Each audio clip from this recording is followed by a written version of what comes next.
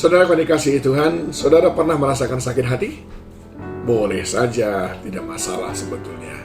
Tapi ada satu sakit hati yang sebetulnya sangat-sangat tragis kalau kita memiliki itu.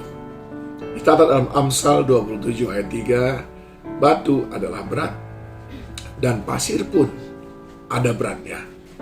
Tetapi lebih berat dari kedua-duanya adalah sakit hati terhadap orang bodoh. Alkitab mengatakan sakit hati terhadap orang bodoh itu berat sekali, saudaraku. Itu tandanya sakit hati terhadap orang bodoh itu adalah sebuah kebodohan. Jadi kalau kita sakit hati terhadap orang bodoh, maka kita sebetulnya lebih bodoh daripada orang bodoh itu, saudaraku. Nah, kita harus mengakui bahwa kita sering sekali sakit hati terhadap orang bodoh. Umpamanya ketika kita berjalan di jalan raya, ada orang yang nyelip jalan kita marah dan sakit hati. Nah, itu menunjukkan bahwa kita tidak lebih cerdas daripada mereka, bukan? Itulah contohnya sakit hati terhadap orang bodoh. Atau ketika kita sakit hati atau cemburu dengan tetangga kita yang tiba-tiba punya mobil 2 yang baru atau bisa beli aset yang banyak, padahal saudara tahu penghasilannya tidak seberapa. Lalu saudara sakit hati, padahal 3 bulan kemudian dia sudah ditangkap KPK atau dia dipenjarakan umpamanya, karena dia melakukan kebodohan-kebodohan di dalam kehidupannya. Itu berat, saudaraku. Itu menyiksa diri kita sendiri. Itu membuat kita sendiri merasa dipenjara oleh rasa sakit hati kita. Bukankah kita sering sekali terjebak dalam situasi seperti itu? Nah, saya ingin mengajak saudara untuk mengetahui paling tidak 3 hal apa yang dimaksudkan Tuhan bodoh. Bodoh di mata Tuhan tentu beda dengan bodoh di mata manusia. Yang pertama, orang yang mengandalkan manusia di mata Tuhan itu adalah orang bodoh. Hal ini dicatat di dalam 2 Tawarikh 16 ayat 9b. Dalam hal ini engkau telah berlaku bodoh, oleh sebab itu mulai sekarang ini engkau akan mengalami peperangan. Itu dikatakan oleh Tuhan kepada Raja Asa yang pada waktu itu mau diserang oleh kerajaan Israel, lalu dia meminta pertolongan kepada Raja Aram. Padahal Raja Asa ini sebetulnya orang yang takut akan Tuhan tadinya, namun sekarang tidak lagi, saudaraku. Tuhan berkata, orang yang mengandalkan manusia itu bodoh. Saudara jangan kecil hati, jangan sakit hati kepada orang yang apapun prestasinya, kalau dia raih itu dengan cara mengandalkan manusia dan meninggalkan Tuhan.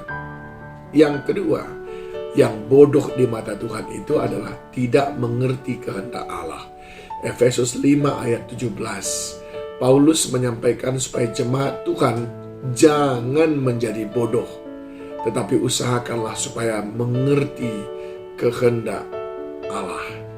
Tuhan mau supaya kita mengerti kehendaknya, dan orang yang mengerti kehendaknya adalah orang yang cerdas di mata Tuhan. Sebaliknya, orang yang tidak mengerti kehendak Allah itu adalah orang bodoh.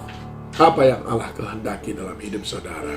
Saudara berlaku adil, berlaku setia, saudara senantiasa taat kepada firman-Nya. Apapun prestasi saudara, kalau saudara tidak mendapatnya dengan cara setia pada kehendak Allah, tidak perlu ada prestasi itu, saudaraku. Sebab itu semuanya adalah kebodohan. Dan yang ketiga yang bodoh di mata Tuhan itu adalah orang yang tidak konsisten dalam mengikut Tuhan. Galatia 3 ayat 3-4. Adakah kamu sebodoh itu? Kamu telah memulai dengan roh, maukah kamu sekarang mengakhirinya dalam daging? Sia-siakah semua yang telah kamu alami semuanya itu? Masakan sia-sia?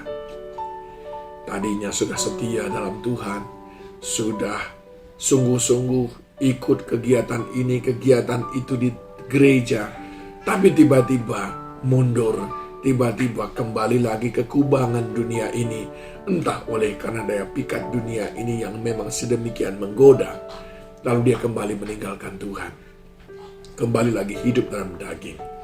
Firman Tuhan berkata, kamu bodoh. Saudaraku, dengan demikian, jangan sakit hati.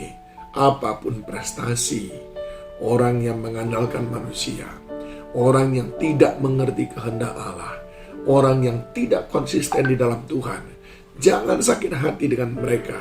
Kalau engkau sakit hati dengan mereka, beratlah hidupmu dan engkau lebih bodoh dari mereka. Biarkan mereka. Kalau mereka tidak bisa engkau nasihati, maka Tuhan akan bertindak. Tetapi kalau engkau masih bisa menasihatinya, nasihatilah mereka untuk kembali ke jalan-jalannya Tuhan. Jangan bodoh. Jangan mau sakit hati kepada orang-orang yang bodoh di mata Tuhan. Tuhan Yesus memberkati.